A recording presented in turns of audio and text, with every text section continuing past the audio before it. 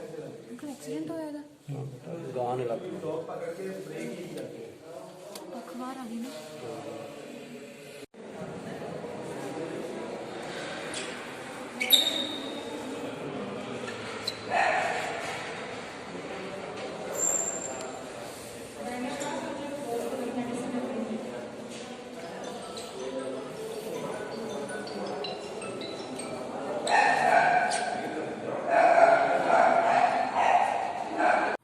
dog चक्या सी जी